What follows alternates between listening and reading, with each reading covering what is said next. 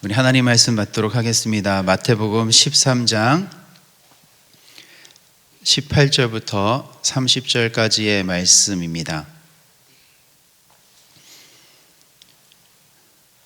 마태복음 13장 18절부터 30절까지의 말씀을 함께 받겠습니다. 그런즉 씨 뿌리는 비유를 들으라. 아무나 천국 말씀을 듣고 깨닫지 못할 때는 악한 자가 와서 그 마음에 뿌려진 것을 빼앗나니 이는 곧 길가에 뿌려진 자요 돌밭에 뿌려졌다는 것은 말씀을 듣고 즉시 기쁨으로 받되 그 속에 뿌리가 없어 잠시 견디다가 말씀으로 말미암아 환난이나 박해가 일어날 때에는 곧 넘어지는 자요 가시떨기에 뿌려졌다는 것은 말씀을 들으나 세상의 염려와 재물의 유혹에 말씀이 막혀 결실하지 못하는 자요 좋은 땅에 뿌려졌다는 것은 말씀을 듣고 깨닫는 자니 결실하여 어떤 것은 100배, 어떤 것은 60배, 어떤 것은 30배가 되느니라 하시더라.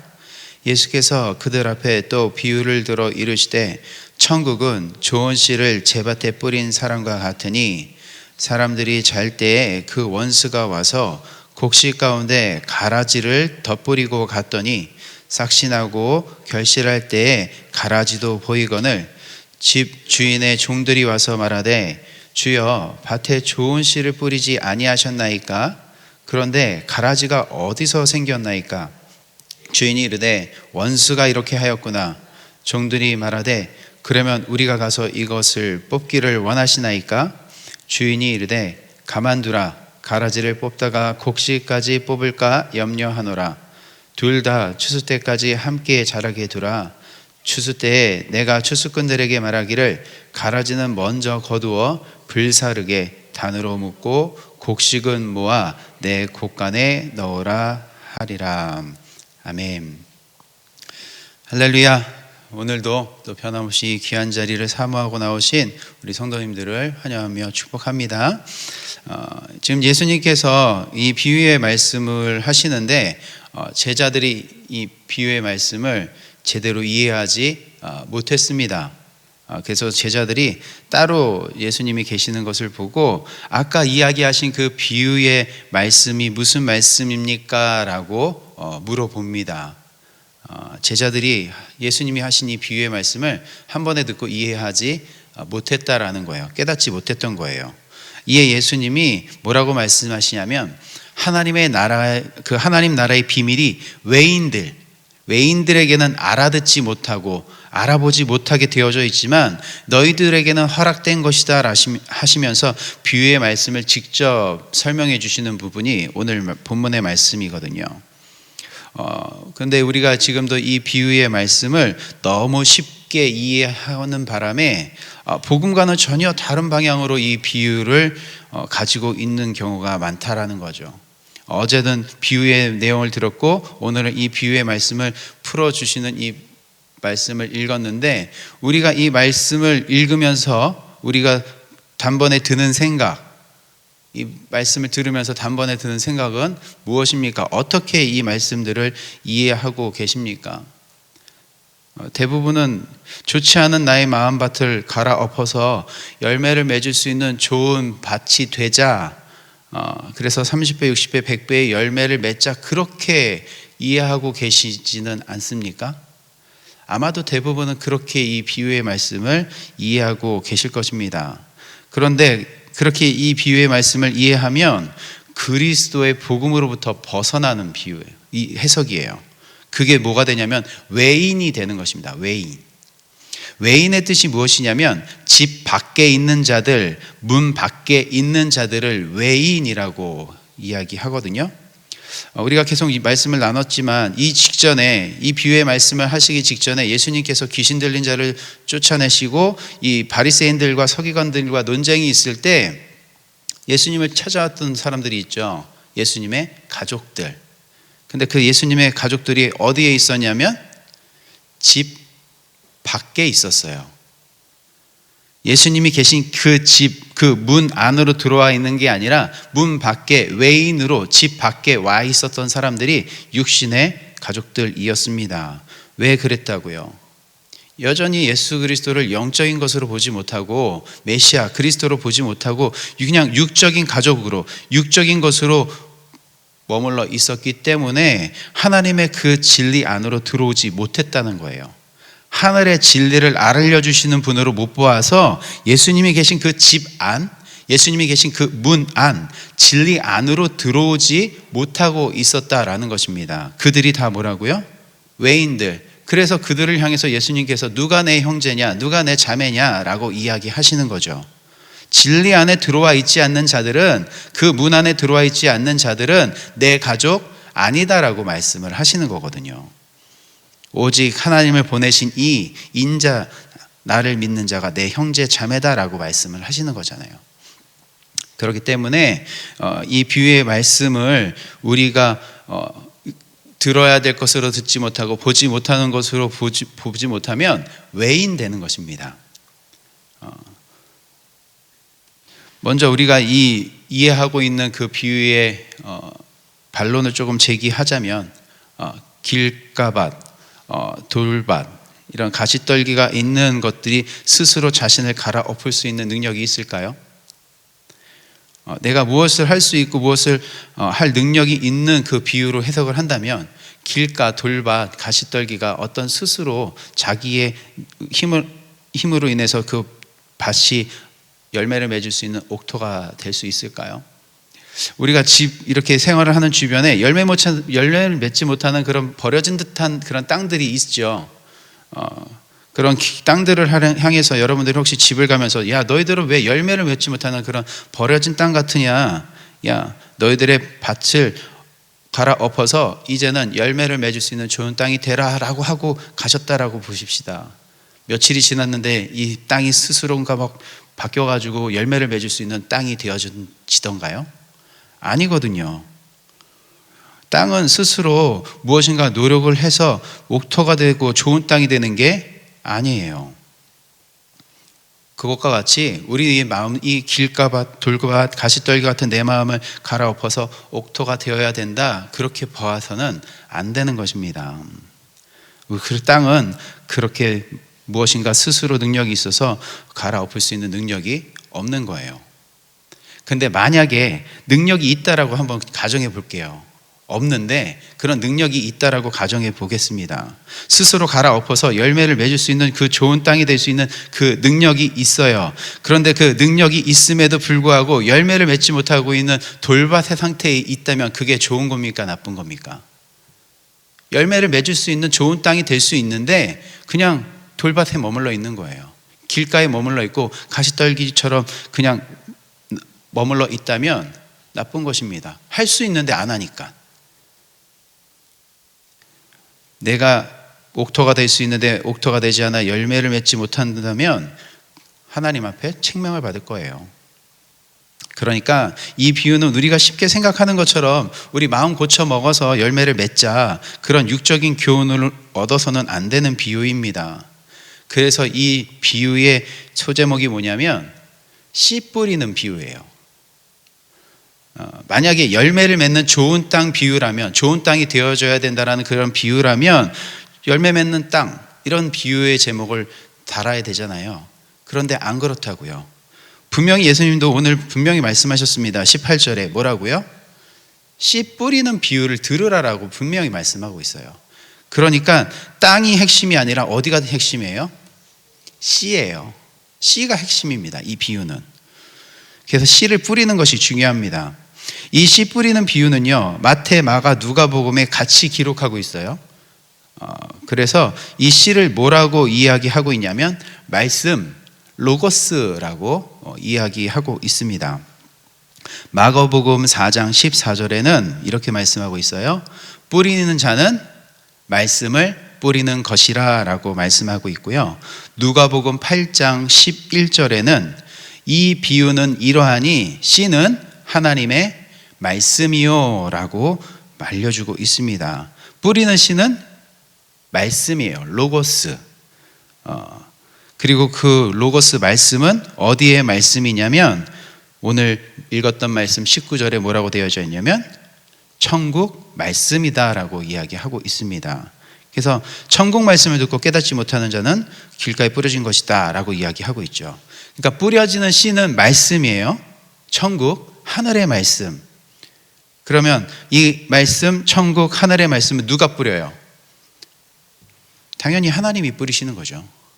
천국, 그 하늘의 말씀을 뿌리는 거는 하나님이 뿌리는 거예요. 그렇다면 그 말씀, 로고스가 이 땅에 어떻게 육신을 입어 이 땅에 오시는 분이 누구예요? 예수님이시죠. 그러니까 하나님이 이 세상에 예수를 뿌리는 거예요. 그래서 세상에 이 씨로 오시는 분, 그 하늘의 말씀을 가지고 오신 그 예수님 이야기하는 것입니다. 예수님이 이 땅 가운데 떨어지는 거죠. 그 씨, 말씀으로. 그럼 어디에 떨어지는 거예요? 그게 네 가지로 나오는 거죠. 길가, 돌밭, 가시떨기 위, 좋은 땅에 떨어지는 것입니다. 씨를 좋은 땅에만 뿌리고 싶었는데 그 씨가 바람에 날아가가지고 길가에 떨어졌네, 돌밭에 떨어졌네, 가시떨기 위에 떨어진 것이 아니라 하나님께서 정확하게 뿌리시고자 하시는 곳 위에 뿌리신 거예요. 하나님 실수하지 않으시거든요.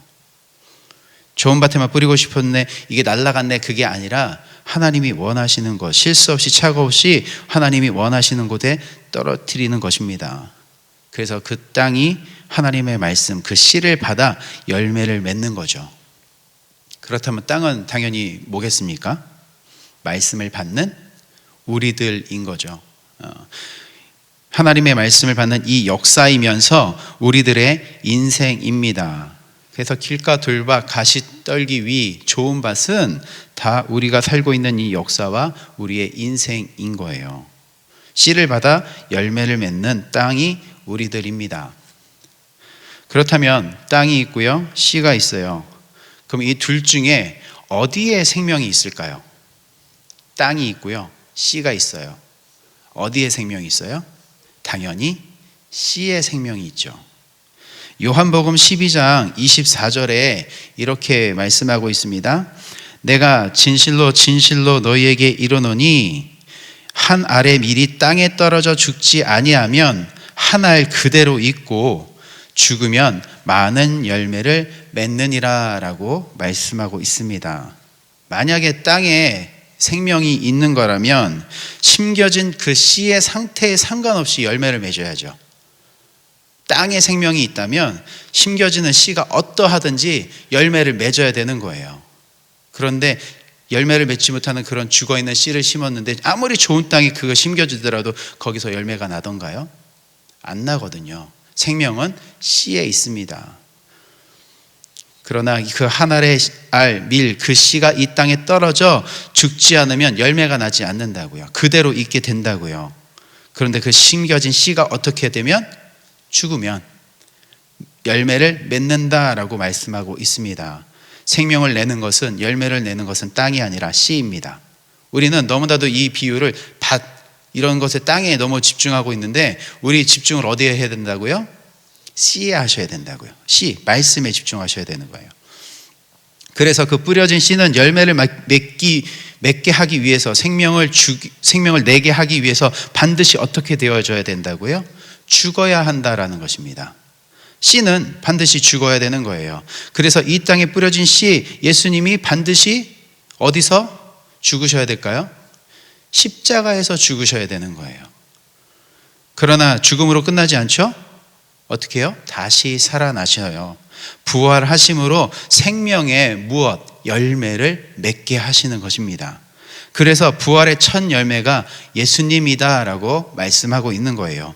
고린도전서 15장 20절에 이렇게 말씀하고 있죠. 그러나 이제 그리스도께서 죽은 자 가운데서 다시 살아나사 잠자는 자들의 첫 열매가 되셨도다라고 말씀하고 있는 것입니다. 이 땅에 뿌려진 예수는 반드시 죽어서 무엇을 열매? 하늘의 열매, 생명의 열매, 그 영원한 열매를 맺으신다라는 것입니다. 생명은 땅에 있는 것이 아니라 씨에 있는 거예요. 예수 그리스도 안에 있는 것입니다. 그럼 혹시 여러분들 심겨진 씨하고 자라고 열매를 맺는 것이 다른 것을 보셨습니까? 혹시? 사과씨를 심었는데 사과나무로 자라지 않고 배나무로 자라서 대추 열매를 맺는 걸 혹시 보셨습니까? 수박씨를 심었는데 참외가 열리는 것. 만약에 그런 것이 있다면 우리는 세상에 이런 일에 제보를 하셔야 돼요. 내가 사과씨를 심었는데 지금 이게 배나무보다 잘 나갔어. 지금 대추가 열렸다고. 그런 일은 절대 없죠. 심겨진 그 씨에 따라 그 열매가 맺혀지게 되어져 있는 거예요. 사과씨 심으면 사과나무로 자라서 사과 열매 맺게 되어져 있어요. 수박씨 심으면 수박 넝쿨 자라서 수박 열리게 되어져 있는 것입니다. 그렇다면 지금 씨, 말씀, 천국 말씀을 가지고 오신 예수를 심어요. 그러면 뭐가 자랄까요? 당연히 예수의 그 열매가 자라는 거예요. 예수님의 그 부활의 첫 열매가 되셨던 것처럼 생명의 열매, 부활의 열매가 맺히게 되는 것입니다. 그게 누구 안에서? 우리 안에서 맺히게 되는 거예요. 그럼 이 네 가지 밭은 뭘까요? 지금 우리가 어떤 상태인지 점검해서 옥토가 되어라가 아니라 하늘의 말씀, 천국 말씀, 예수가 심겨져서 반드시 하늘의 생명을 맺을 수밖에 없다라는 비유인데, 우리에게는 그럴 만한 능력이 없기에 절대적인 주권에 의해 열매를 맺게 하시는 그 하나님을 의지하라라는 것이죠. 만약에 우리에게 이 좋은 밭의 중심이 있다면 그곳에서 가라지가 자라게 하면 안 되죠. 우리가. 그래서 곧바로 이어서 하시는 비유 중에 하나가 또 뭐였냐면 가라지 비유가 이어서 나오는 거예요. 25절에 원수가 와서 가라지를 덧뿌리고 갔다. 우리가 씨를 구분해가지고, 좋은 밭이어가지고 씨를 구분해가지고, 야, 얘는 좋은 씨니까 얘를 자라게 하고 얘는 나쁜 씨니까 얘는 자라게 하지 말자 할 수 없다라는 거예요. 우리 안에서 열매를 맺게 하시는 분은 하나님입니다. 그런데 이 땅, 이 세상을, 이 역사를 살아가면서 때로는 말씀이 깨달아지지 않는 그런 길가와 같은 우리 상태가 있을 수 있다라는 거죠.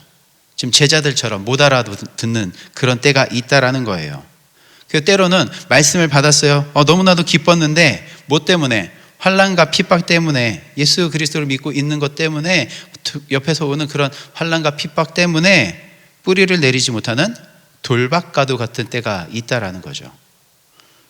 그리고 때로는 이 세상의 염려와 재물의 유혹 때문에 결실을 맺지 못할 때도 있다라는 거죠. 다른 말로 이야기하면 하나님을 믿는다라고 하지만 삶에서 하나님이 맺으려고 하는 그 하늘의 생명에는 관심을 가진 것이 아니라 하나님을 통해서 어떻게든 이 세상의 것을 얻어보려고 하는 것, 그런 상태일 수도 있다라는 것이죠.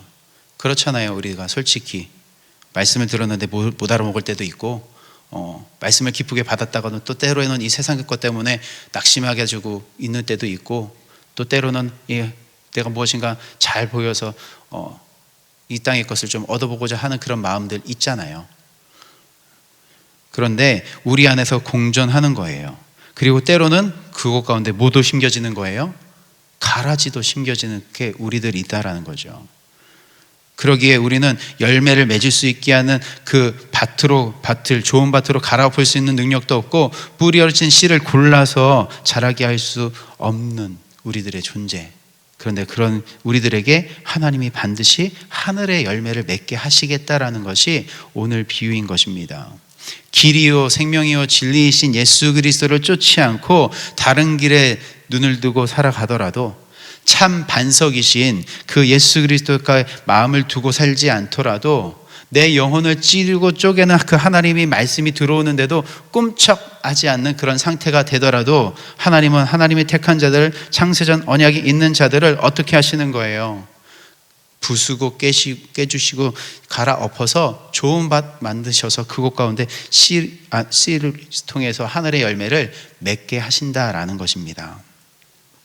그래서 우리가 지금 이 비유의 말씀을 어떻게 들어서 진리 안으로, 문 안으로, 집 안으로 들어와 있어서 하늘의 열매를 맺게 하신다라는 것입니다. 들어야 할 것을 듣게 하시고 보아야 될 것을 보게 하셔서 하늘의 씨 예수를 통해서 영원한 생명의 열매가 되게 하신다라는 것입니다. 그럼 그렇게 뿌려진 씨로 인해서 맺어진 열매는 누구의 소유가 되냐면 땅의 것이 아니라 뿌린 자의 것이 되는 거죠. 씨를 뿌렸는데 그 땅이 열매를 맺어서 땅이 이건 내 거예요 그러지 않죠. 뿌린 자의 것이 되는 것입니다. 그래서 가라지를 뿌린 마귀와 함께 추수 때에 불사려지게 되는 것이지만 좋은 씨를 뿌렸던 그 알곡들은 열매를 맺어 어디에 쌓인다고요? 하늘의 곳간에 쌓이게 된다라는 것입니다. 천국 이야기하는 거죠. 우리들. 그래서 때로는 그래서 나를 살리는 말씀으로 이 땅에 오신 예수 그리스도가 그 십자가에서 죽으시고 부활하셔서 생명의 열매를 우리 안에서 주신다라는 것을 깨닫는 자가 이 비유를 바르게 깨닫는 거예요.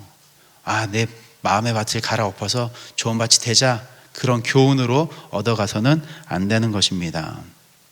그러기 위해서는 우리 삶 가운데선 때로는 길가와 같은 상황이 보여야 되는 거예요. 내 삶 속에서 길가와 같은 상태가 보여야 되는 거고, 삶 속에서 이 돌밭과 같고 가시떨기 같은 상황들이 경험되어져야 되는 것입니다. 그래서 무엇을 붙드는 거예요? 하나님의 은혜와 그 십자가, 은혜와 그 진리를 붙드는 것입니다. 나는 스스로 아무것도 할 수 없는 존재입니다. 그러나 하나님은 하십니다. 하나님이 나를 그렇게 이끌어 가십니다. 그렇게 깨어진 심령 위에 하나님이 그 모든 것을 가운데 더하셔서 열매를 맺게 하신다라는 것입니다. 아무것도 할 수 없는 존재임에도 불구하고 하나님의 계획하신가 섭리와 그 은혜로 나에게 심겨진 하나님의 말씀의 그 생명의 능력으로 열매를 맺게 된다는 것, 그거를 깨달으면 뭐가 되는 거예요? 그게 진짜 옥토예요. 좋은 땅. 그러면 열매를 60배, 100배, 60배, 30배 맺게 되어져 있습니다. 그러면 그 열매 안에는 또 뭐가 들어있어요? 씨가 들어있죠. 열매 안에 또 씨가 들어있어요. 그러면 이 세상을 향해 뿌려야 될 씨가 열매인 저와 여러분들에 있습니다. 예수 그리스도가 저와 여러분들 안에 있어요. 그러면 우리가 해야 하는 것은 무엇일까요? 이 세상을 향해서 길가, 돌밭, 가시떨기 같은 그 위에 뭘 해야 되는 거예요? 우리가 해야 되는 게 뿌려야죠. 예수 그리스도 증거해 주셔야 되잖아요. 전해야 되잖아요. 우리가 해야 되는 게 그거예요. 그러면 반드시 하나님의 그 귀하신 언약이 있는 자들을 하나님이 또 어떻게 하는 거예요? 그 영혼을 또 자라게 하시고 열매 맺게 하시고 하늘의 곳간에 드리게 하시는 거예요. 그게 이 세상에 하나님이 우리를 구원하시는 방법인 것입니다. 그래서 우리에게 심겨져서 열매 맺어 있는 이 귀한 하늘의 영원한 생명을 이 세상 가운데 뿌리면서 살아가야 되는 것입니다. 땅인 우리는 늘 하늘의 것을 받아야 되는 존재예요. 하나님은 우리에게 예수라는 그 생명을 우리에게 뿌려주셨고, 우리는 그것을 받아 나의 아무것도 아님을 다 드러낸 다음에 하나는 오직 하나님의 그 하늘의 생명은 하나님이 맺으시는 거구나, 그것을 깨닫는 그 비유, 그것이 바로 구원의 진리가 되는 것입니다. 이 진리 안으로 들어와 계셔서 그리스도를 늘 간직하시고 그 귀한 생명을 우리 삶 가운데 풍성히 맺으시고 더불어 그 하늘의 곳간에 쌓일 것을 소망하며, 아직 이 씨가 없어서 그리스도가 없어서 생명을 얻지 못하는 자들에게 그리스도를 증거하실 수 있는 은혜의 삶이 되시기를 주님의 이름으로 축원드립니다. 기도하겠습니다. 주님, 그 귀한 오늘 말씀을 또 우리에게 허락해 주심에 감사드립니다. 하나님, 이 세상의 것으로 우리가 이 말씀을 받지 않고